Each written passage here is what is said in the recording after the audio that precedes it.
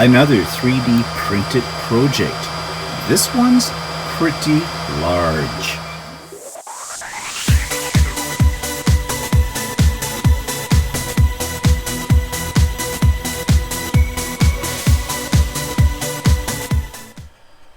Good morning, everybody. It's Stephen here for Bland Designs, and welcome to vlog number 205 for Monday, February the 15th, 2021, or the 341st day of COVID. And I hope you had a really great Valentine's Day. I'm not sure what you did. We kept it very low key, and I'll talk about that a little later on in the video. But let's jump right into what I have behind me. I have finished the Aussie quilt backing, and there it is in all its glory. I'm really happy with the way this turned out. Don't mind the hooks at the very top of that. That's how I hang it up in my sewing room. But I think it turned out quite nice, considering that I really didn't have a plan for this. I mentioned this before, but I'm not going to do it. This would make a nice quilt just on its own, but it is going to be the backing of the Aussie quilt. And the reason I'm doing that is because, one, I don't have any fabric that is appropriate, that's in large pieces, that came from my Australian stash. Most of the pieces of fabric I bought were small, were fat quarters, or a meter here and there. So I would need about 2.5 meters to do the backing as one piece. And I want to keep everything that's in it, with the exception of the white, as I've told you, Australian. So this is going to be the back. Now I have to layer it and I have to quilt it, and I'm going to have to do some planning in terms of how I'm going to quilt it, because I have all that applique on the front, and that makes things a little bit more difficult, but I have some thoughts on that. And what else have I been working on? Well, I had some leftover pieces from these strips. I made them too long, and so the offcuts from those I decided to make into a couple of placemats for us. We need a couple of new placemats. So this is what I did, and this is what they look like. Now it's very straight, they're just strips. And on the back, they are reversible. And on the back, it's slightly different, because if you notice here on the two sides, I used those strips but cut them down and put them on the sides. Now the reason I did that was I didn't have enough of these strips left over long enough to do both sides exactly the same. So I just pieced basically leftovers onto the end, and they're all done. I think they're quite nice. Fabric's very brilliant in its color, interesting in its pattern, and you know me, I love bright colors in quilts or other things that I sew as well. Now, speaking of bright colors, I am working on another set of placemats. These are for Meals on Wheels through my guild, and it's a very simple, I've done this pattern before. It's just done with strips, and then you slice them in a certain order and you move them around in a little order, kind of shuffle them up, and you get a placemat. So I just picked 4 fat quarters, because they're made from 4 fat quarters, and I've got the 4 tops of these placemats done. Now I just have to do the backing and the layering, and this will be done what they call with the pillowcase method, which basically you turn them inside out and that kind of thing. But I think they're kind of nice, and it's kind of a nice change to get a little bit away from working on a quilt, a smaller project that you can get done. And basically I could do that project all in one day. I didn't do it all in one day. I pretty much pieced the 4 placemats together in one day, but I could have gone right from beginning to end, because that's the nature of the project. So that's what I've been sewing, and I'm happy to say that I got my sewing machine back as well. It was in for spa treatment, and it came back on Saturday, so that was kind of nice to have it back. I'm going to talk a little bit more about that though in the Idiot Quilter, because there's not really any major concerns, but a couple of, well, a little mystery around it. So if you want to know what that mystery is, tune into the Idiot Quilter tomorrow. Okay, so that takes us to the channel of the week, and this one is a mixed media crafter website, and I have been to this, or not website, YouTube channel. I have been to this YouTube channel before, and I kind of forgot about it. I didn't keep up with it. So I was looking through my long list of YouTubes that I subscribe to, and I found this, so I thought I'd revisit it.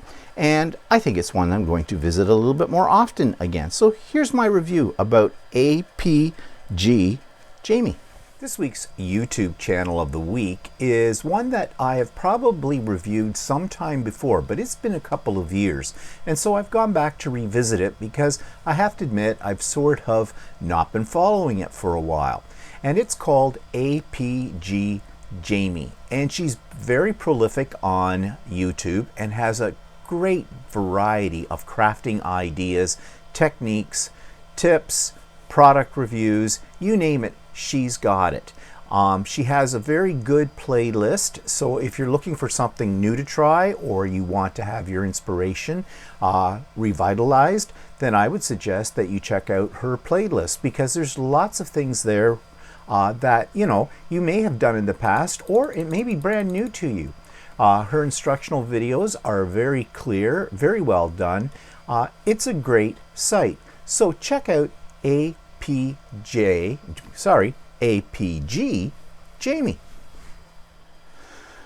Okay, so you'll find the link in the show notes for APG Jamie. You are also going to find a link to Stephen and Walter Live. I had something that was a very personal issue that I talked about for a great deal of the time yesterday, and I apologize for that. But I consider when I do these YouTube videos that the people that are my regular subscribers are more than just people out there in YouTube land. They are friends. Even though we've never maybe met before, I still feel like you're friends, and I feel that I can basically unburden what's on my shoulders with my viewers. And I thank you for allowing me to do that. Anyways, I'm not going to explain what that all is about today because I really don't want to rehash it on here, but it does have something to do with the Idiot Quilter Retreat. And I do want to talk about the Idiot Quilter Retreat. Now, the advertisement information about the retreat and how you can sign up for it are in the show notes. It's very simple. If you want to come, it's on March the 20th, 9 a.m. to 9 p.m. Eastern Standard Time. All you have to do is just send me an email with your name, first and last, please, and your contact email. That's all you need to do. Oh, and it would be helpful too if you mentioned that you are one of my subscribers. It's not that important. I just want to know that for my statistics, because I have been posting this in other areas too. Now, I did put up a special announcement on Saturday morning about registering for the retreat, because I've posted in a couple of spots, and I'm flabbergasted at the overwhelming response to it. I have to limit it. I can only handle with my my Zoom license, 90 participants. I actually have a Zoom license that goes to 100, but I have to save a few spots for my presenters and of course for myself and Walter. So I'm limiting it, that's a hard word to say, to 90 participants. So far I have 67 as of this morning. It's filling up very, very quickly. So, and the reason it is because I opened it up to the members of my guild. I opened it up to the Facebook group I belong to, the Canadian Male Quilters group. And of course, yesterday I talked about it on Stephen and Walter Live. So I want to make sure that if you're one of my regular subscribers, that you get a chance to get in if you're really interested. Because as I said, it's filling up fast. So you need to, if you really want to do this, don't hesitate. I know it's not till March the 20th, and I set a deadline for registering March the 15th, but I have a feeling possibly by the end of this week it may be filled. And so I'm just telling you that now. Now, I do want to explain a few things about the retreat. Yes, this retreat is absolutely free. No strings attached. It is free. So what do I gain from it? I gain fun. I enjoy doing these. You know I do craft and chat. You know I've done a couple of things with Idiot Quilter before. You know that I attend sew days from my guild on a regular basis, that I attend mini retreats from the Canadian male quilters as well. I love them. And there's a reason why I love them. Right now, in this situation we're in with COVID, we need social contact. Now, I know you've heard people talking about that all the time, but you know, there's nothing like a retreat to really give you that sense. Even though it's virtual, it gives you a sense of being with other people. And I find it inspiring. I find I get so much accomplished when I'm at a retreat or a sew day. I enjoy the general atmosphere. I enjoy the socialism? That's not what I mean. The socialization, you know, and being friendly with people. And really, for those couple of hours or whatever, I'm not thinking about any of the other things that we think a lot about right now in this difficult time. So it is a form of therapy, maybe, if you wish. It's at least relaxing. And that's what I want to create. I want to create a relaxing atmosphere, no pressure on anybody. Just do your thing. Chat to a few people if you want to. If you want to sit there in silence and work away, you can do that. So that's why I'm putting it up there. The reason I am not charging is because it's not costing me anything. Yeah, sure, Zoom costs me something to host, but no, I would have Zoom whether I was doing this or not, so it doesn't matter. And the cost per month is like 20 bucks. It's minuscule, and so I'm not worried about that. I have brought on board several businesses who are offering us some demos and some gift certificates, electronic gift certificates for their stores. So these are virtual gift certificates. So we're going to have some prizes, may play a couple of games as well. You know, throughout the day, there'll be prizes given out as well. And the reason I have these stores on board with me, I've been accused, and that goes back to yesterday, so I'm not bringing that up, but I have been accused that I am trying to make money off the backs of the participants of this, especially the ones in my guild. That was one person's pick on it, but they have some other issues that are happening there that have nothing to do with the retreat. I am not. Ultimate Sewing, you've heard me mention them before, is my local quilt store. The owner of that store is also someone I consider to be a friend. And I want to support my mom and pop shops, as we all do during COVID, because we don't know, we still don't know when things are going to go back to normal. And they're suffering. So when she heard I was going to have the retreat, well, actually I reached out to her. She generously offered to, you know, provide some gift certificates. That's it. She is not doing a sales pitch. She's not making you jump through a hoop for them. It's just simply that. It's a gift certificate. I'm not sure yet what the amounts will be, but we'll find out. And this similarly with another store in my area that I love called Class Act. I am a friend of Carol's. I used to work for Carol as well at one point in time. She too is suffering during all of the COVID business. So I reached out to her as well, and she's doing the same thing. I also reached out to another friend of mine out west, Kim Jameson Hurst, who runs the Quilter's Way, and you've heard me talk about that. And she has generously, she does have a small shop where she sells her original patterns, and she has generously offered me a couple of gift certificates as well for people to pick up her patterns. And her patterns are great, and she loves applique, so many of the patterns have some applique in it, and they're good for all levels. So, and she's going to speak.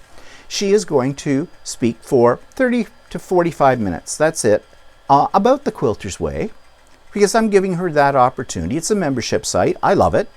I support it, and you know, I don't come on here and talk about anything that I don't support, okay? And I definitely support Kim's business. I definitely support Carol at Class Act. I definitely support Shirley at Ultimate Sewing. So those are the three businesses that are on board with this. And that's it. It's free. I'm going to have some what I call virtual swag bags. You know, if you go to a physical retreat, people will often often get a loot bag or something like that with little gifts in it. Well, it's kind of impossible to do a loot bag in this environment when I'm going to have people at this retreat that come from virtually all around the world. So I've created a couple of virtual loot bags, which will have some crafting things and some quilting sewing things in them. And once the retreat actually starts up and you have signed in that day for it, I will send you the link to where you can pick up the swag bags. I've done a lot of work on this so far. I've done a lot of organizing. I'm loving doing it because this is the kind of thing I love to do. I'm a very organized person. I want this to be an absolutely positive experience, drama-free, fun, fun, fun. I've even lined up a couple of gals who are slightly related to Walter and I for a little bit of entertainment in the evening.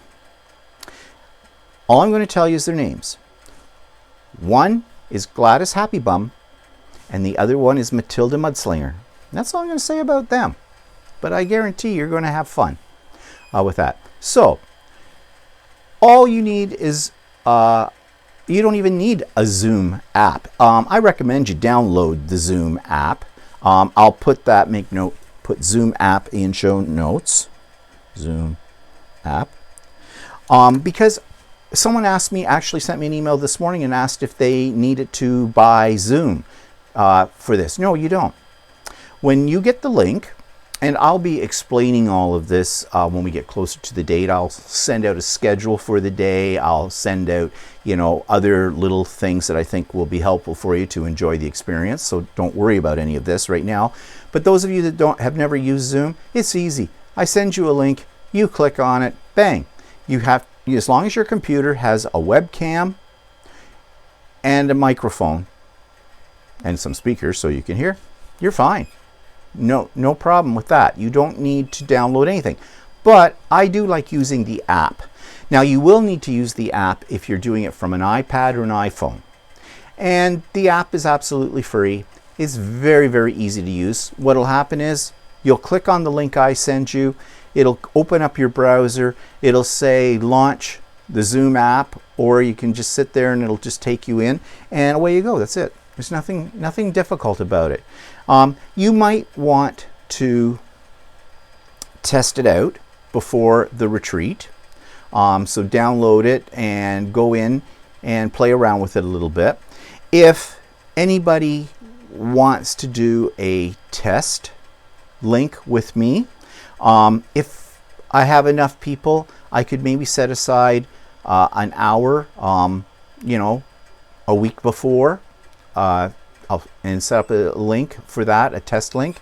And those of you that are a little uncomfortable with using Zoom, we can do that and work out any bugs you might be having with it at that point in time. But it is very, very user-friendly and free.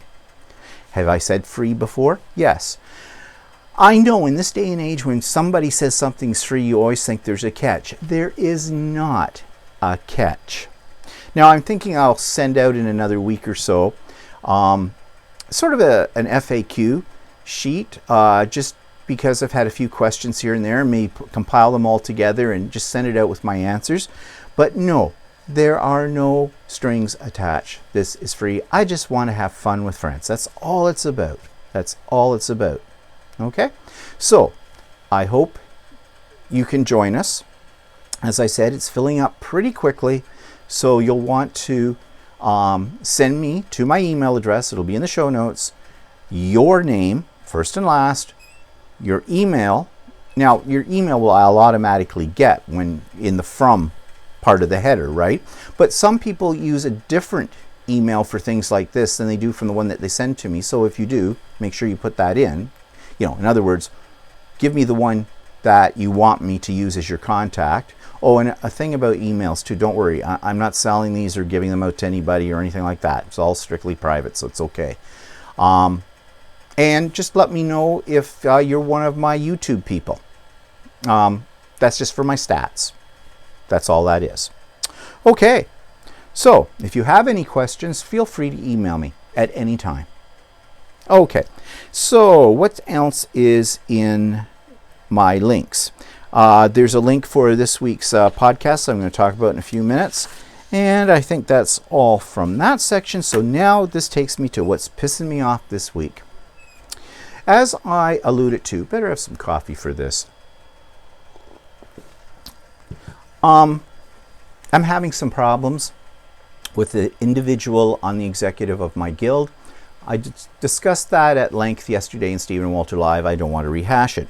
But it made me think of something. This individual is a bully. Okay? Now, we often think that bullies only happen to school-age kids. They don't. They happen in the adult world as well. But basically, one of the things about someone who's a bully is that they are power hungry, or they have a false sense of their importance in their world. And by beating up on other people emotionally, intellectually, and sometimes physically, it gives them this a sense of power. It reinforces what they think they are, how important they are, how, you know, everybody else should bow down to them. Well, no. But I got thinking, why is it that bullies exist? And why is it that they have this conception that they're so important? And that's because it's not their fault, it's our fault. We allow bullies to have power. We allow them to have power when we don't stand up to them. We have power when we don't call them out on things. We give them power when we basically do what they say no matter what. Now, if you think about it, that's actually how celebrities work too. Now, I'm not saying celebrities are bullies. However, they have this false sense that they have power because they have notoriety. But why do they have notoriety? Why are they famous? They're only famous because of people like us who elevate them to this status level where they think they are important. Let's face it. Let's take a common celebrity, as in, you know, just generic here, but, you know, the movie stars.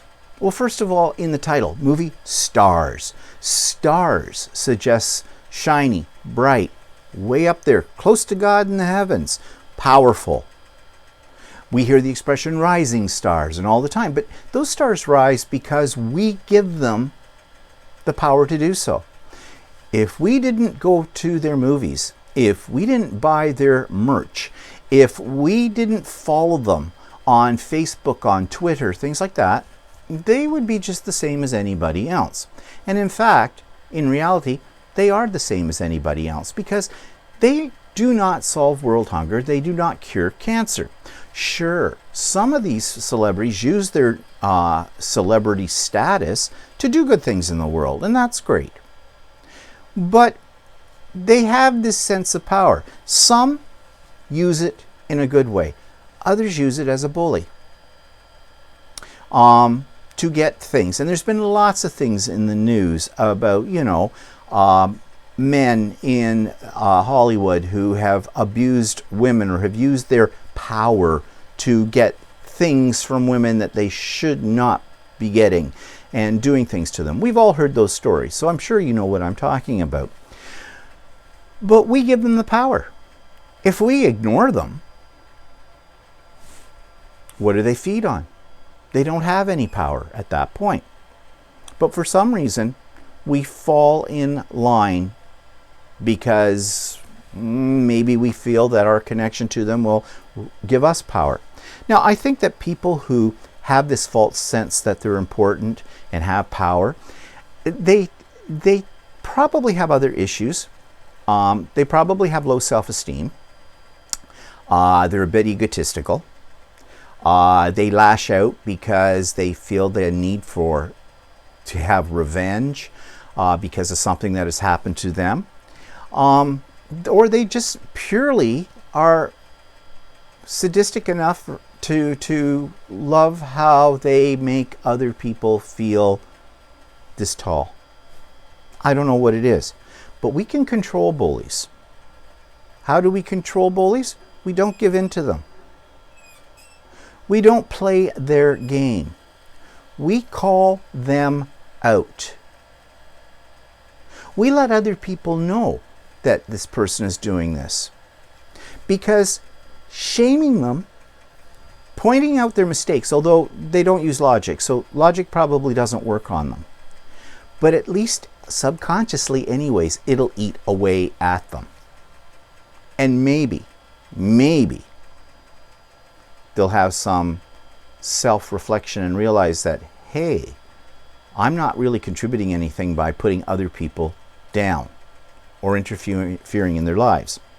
Some of these bullies get into organizations where they're not necessarily important organizations, they're just organizations where they sort of rise up on the hierarchy to have a certain amount of control. And this is what I'm experiencing right now. They really don't contribute anything. Also, the organizations they're involved with really are not important. Within the organization itself, they have a strong sense that they're important, but really, no. Again, if you're not solving world hunger or curing cancer,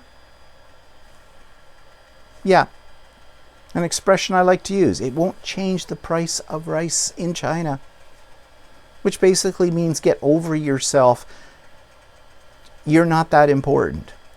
Another example of this idea that with bullies and the whole sense that someone has this idea that they're so important that they can control other people. Think about people that retire. If you rose up into the ranks of your business and you became, the head of something, you were CEO, you had a position of power within your business or within your job where you had people below you that you did control, that you did manage. When you retire, you don't have that power anymore. In fact, the only reason you had that power was because the company granted you that power. But when you're back out in the real world, no one cares whether you were a CEO of a Fortune 500 company or you were the chairman of the board for, a car rental company. Nothing. No one cares. None of that's important. I was a manager. I was a department head.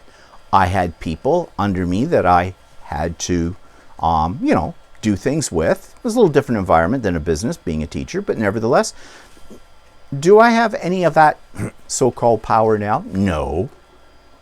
And there would be those that know me that would probably go, yeah, you didn't have power then either, which is fine. No. And I've realized something. Your importance on the face of this planet does not come from what you did for a living. You don't have any power. We are not that important. I think of a Dr. Seuss book called Horton Hears a Who. And there's a whole civilization of tiny, tiny little microscopic people living on the head of a, I don't think it's a pin, I think it's on the head of a flower. And Horton tries to protect them when he finds that. Well, I think we're like that. Yes, we're human beings, we're on this planet, but we don't know how big the universe is. For all we know, we are on something that in the universe is basically the size of the head of a pin. We're not that important. So bullies, get over yourselves. If you took all that energy you use in keeping people under your thumb or trying to control a situation, trying to demand things from people, if you used all of that energy you put into that kind of things and rechanneled it into trying to help people out to better society, to find a cure for world hunger, then that would be great. So don't give bullies power. Just say no to bullies. Okay, end of sermonette for today. Let's move on to what I've got new. Well, of course, it's fabric. And I went back to the peach tree quilts that's in Regina. And you've heard me talk about them before. And I bought batiks. They had a sale. Can I resist? No. Well, do I need an excuse? No. But anyways, I bought these. I love batiks. And I bought a couple of meters of each of these. Do I have a plan for them? Nope. They go in my stash. But I will use them eventually. So, it's 20% off. If you had over $125, you got $5 shipping. Yeah, I had over $125. That's not hard. You know me. So, that was all I bought this week. Oh, I got a new mouse, wireless mouse for my computer because I had a little accident on Saturday morning. Was it Saturday morning, Friday morning? I kind of poured a cup of coffee over my mouse. Yeah, not good. Now, I've had that mouse for a long time anyways, but it kind of screwed it up. When you want to go left, it would go right. When you want to go up, it would go down. So I thought, you know, a mouse is cheap. So I bought one from Amazon. It came, actually, they said it wasn't going to come until today. It came yesterday, and it's working fine, and that's great. And the other one is now history. So, yeah. And have I bought anything else that's of any importance? Like I always say, if there isn't a box from Amazon on your doorstep each day, then you're just not living. Yeah. I love online shopping. I'm bad. Okay, so let's talk about my podcast for the week. This one I listen to on a regular basis. Now, this is not for everybody, okay? It does have a very specialized audience. It is for the LGBTQ community, and it's called The Randy Report. And what this gentleman does is he actually talks about the news that is of interest to the LGBT community. I find it informative. He says his slogan is 20 minutes of an hour's worth of news or something in 20 minutes or something like that. Usually his podcasts are a little longer than 20 minutes, usually about 30 or something, but nevertheless, I find them very, very informative. And you know, even though they are geared towards the LGBTQ community, I think everyone should listen at times to these kind of stories, because these are stories about human rights. They are things that have, you know, effects on just not the gay and lesbian transgendered communities. They also affect the overall community as well. So very informative. And I think, you know, it's educational. So check it out. If you're interested in it, I've got a link in the show notes below, and you can read about it on the website he has for it. And he's a very intelligent man as well. This isn't a lot of foo-foo fluff or anything like that. This is news. So check him out, The Randy Report. Okay, that takes us to the 3D corner. What am I making? Okay, I made a big bull. Bingo. There it is. Now, I may have shown this last week. I'm thinking of it right now that I did, and if I did, I apologize, but I really love it. Don't know what I'm going to do with it, but I love it. I made that. I also made something very, very fun. It's a pencil holder, but not in the traditional way. It's artistic. I've got all of my marking pens and things for sewing in it. It's kind of different. It's a little weird. Oops. Well, okay. The design of this is more artsy than practical, because you can see everything is every which way, which I guess is part of its appeal. But it was fun to make, And I want to make it out of my new purple filament. I really like it. It's got a bit of a shine to it. And it sits in my sewing room, and if anything, it's a conversation piece.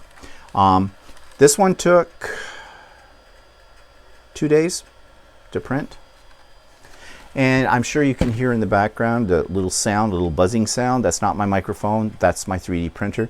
It's working on another long project. It's been working for over 24 hours now, and I think it'll be done sometime around lunchtime today.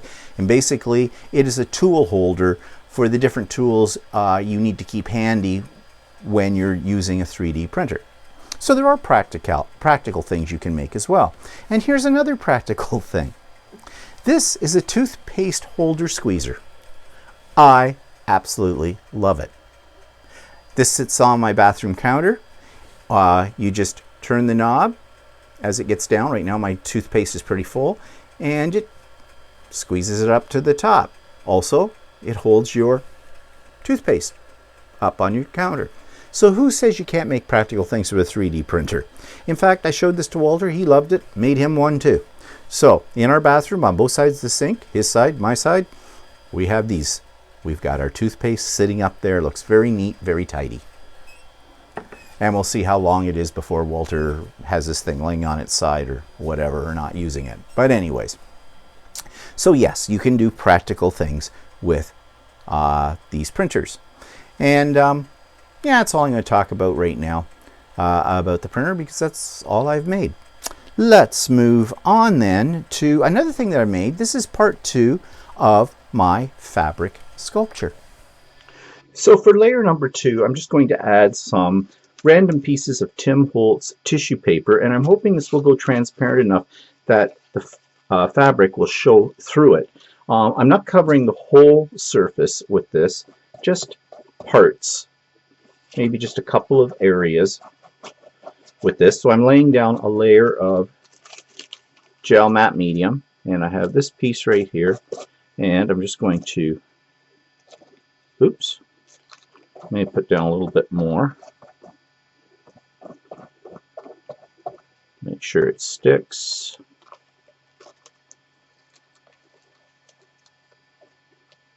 Okay, there we go.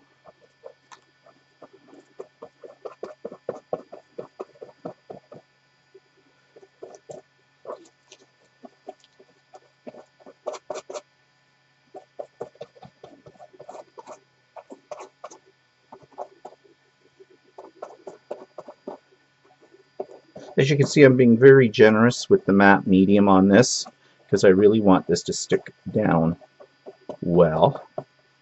And I think I'll just take another piece and put it down here in this corner.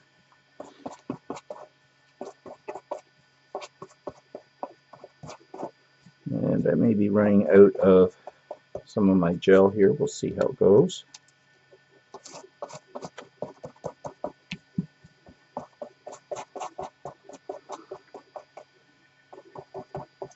Yeah, I think I'm going to need squirt out a little bit more.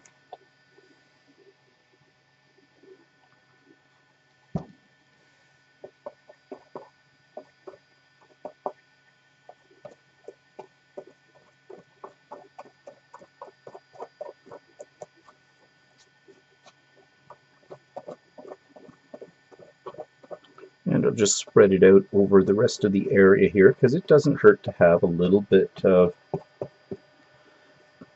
more gel on here. Keep this permanent.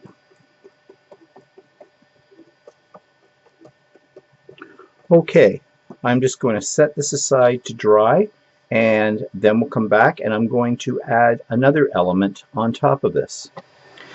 Now this is not completely dry, but I have some really old threads just laying around the house here that I thought I might add to this. And I think what I'm going to do is I'm just going to take some, I'm going to coil it around my hand just to make a really big loop of this stuff.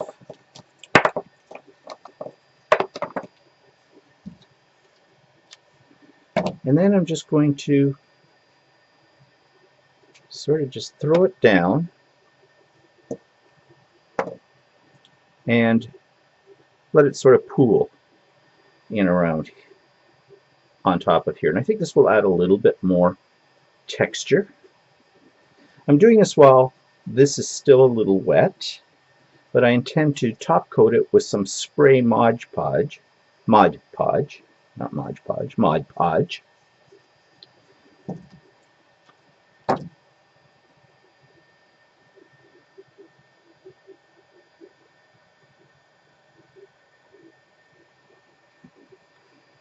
And I just picked the first colors I came across. So I've got some blue, and I've got some red, and some goldy yellow.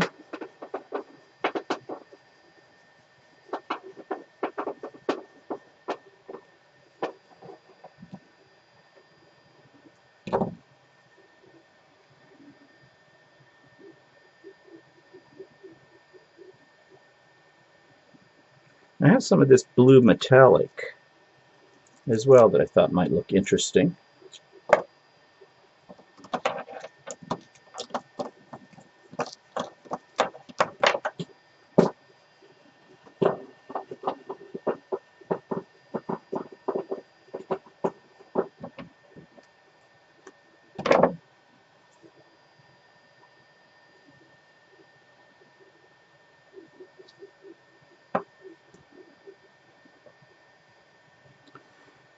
And I think I'll put a little bit more red down here near the bottom.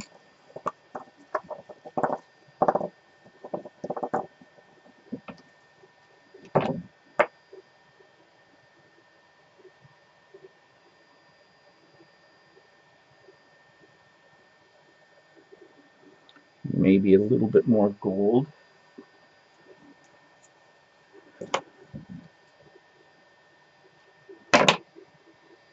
Up here at the top.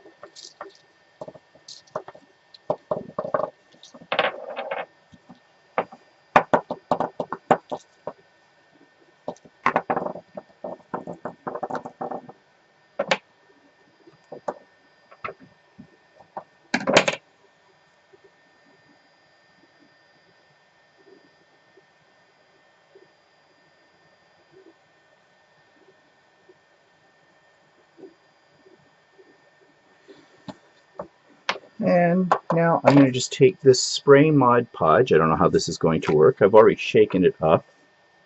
And there we go.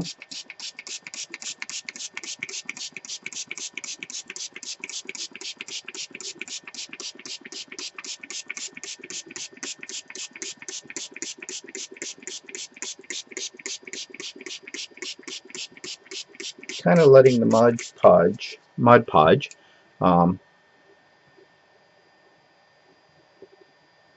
weight it down so it will stick.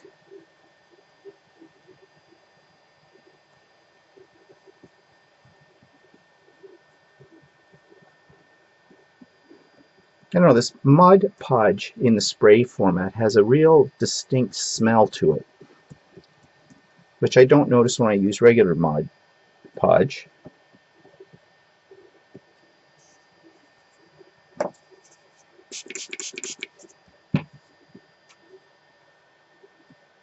I haven't used this product much, but it seems to work pretty good. It seems to be working pretty good on something like this too. So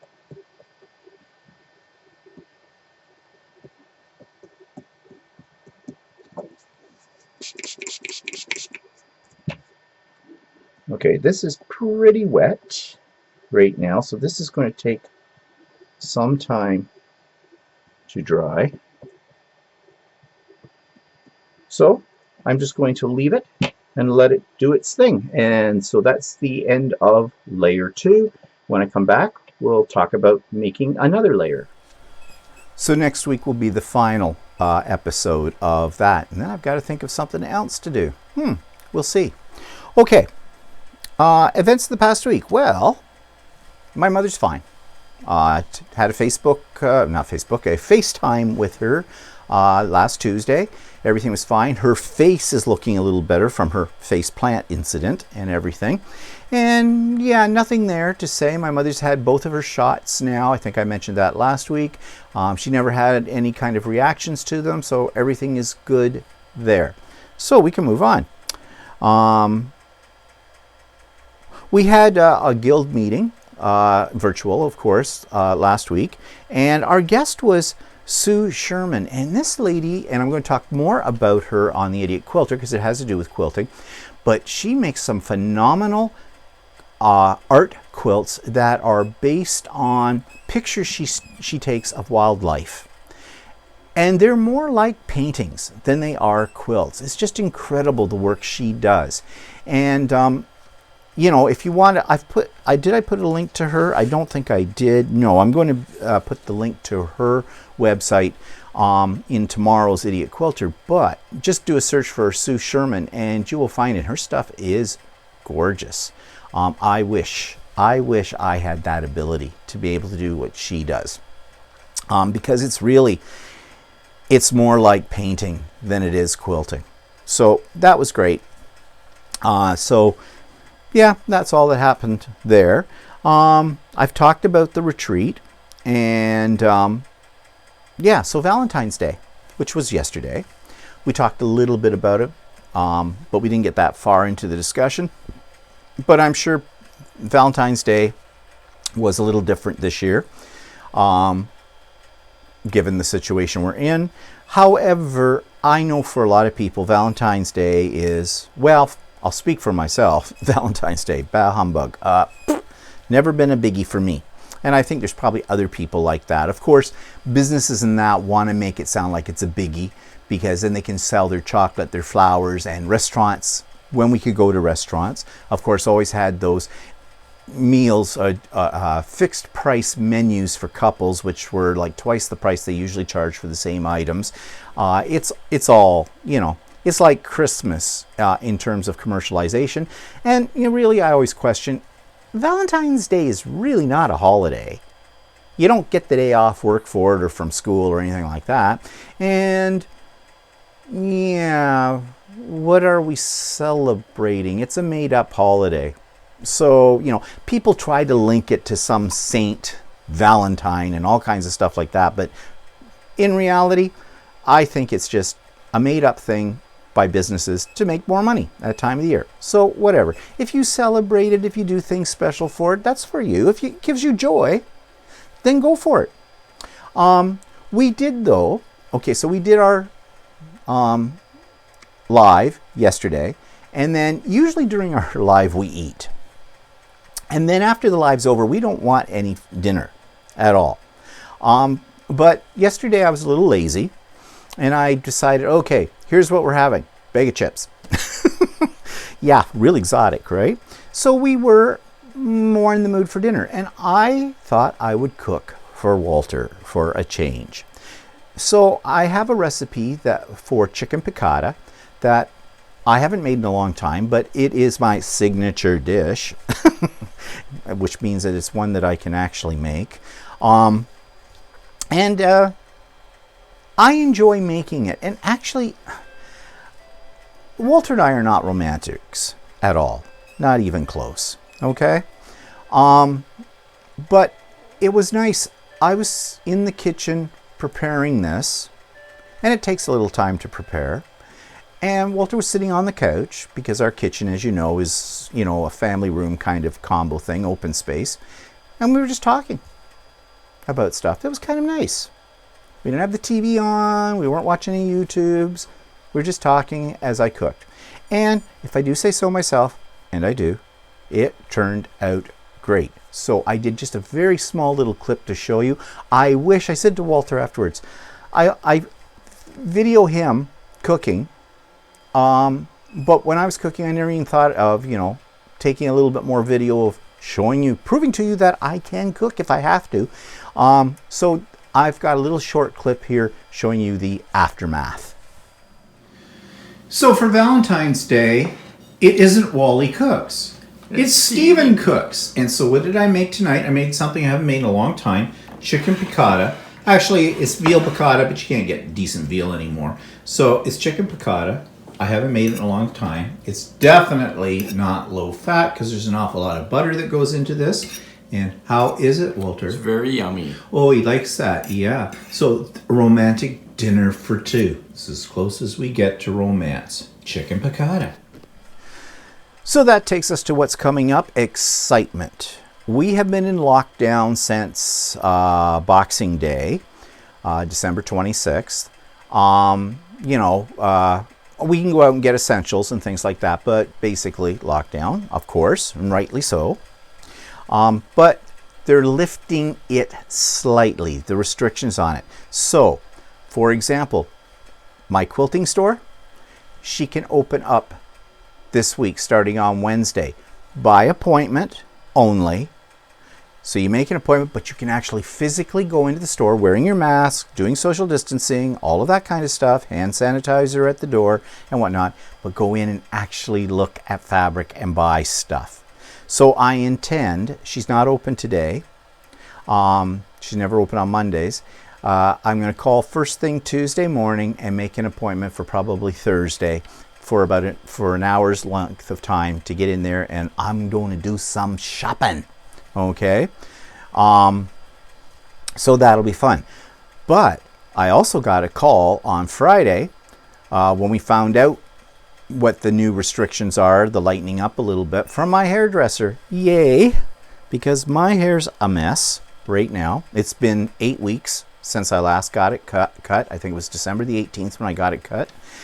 And she called us up and said, okay, you guys, can you come in at 3 o'clock, both of us, at the same time? I'm doing your hair. And I said, yes. Now, the way she's got to do it, of course, she has to follow restrictions. So we have to wear our masks. So does she.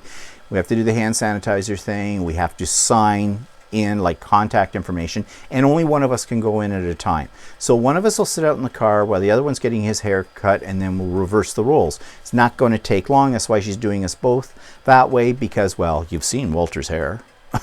There isn't any. And mine takes her a whole 15 minutes. Zip, zip, zip, zip, zip, done. So I'm looking forward to that, because this is starting to, this is just horrible back here. It's horrible everywhere. So it's almost getting to the point where I am going to take the hedge clippers to it. But luckily she called and we can get our hair cut. So that will be nice. But we're still under a lot of restrictions, things that are not opened up yet, and they're not going to be for a while, because here in Canada, we're having a little trouble getting the vaccine. And I'm sure you've seen that on the news or heard about it. Yeah, well, that's a rant for another day. But in fact, I think I've already done a rant about that. So anyways, that's what's coming up. I'm looking forward to it. Yeah, that's about all that's coming up. So just a reminder, if you want to get in on the retreat, and I hope you do, because it's going to be a lot of fun, then send me an email and you're in. But do it quick. It is filling up very, very quickly. So on that note, I'm going to say I hope you have a great week. Stay happy, stay healthy, stay in, and we'll see you next week, if not sooner. Bye-bye for now.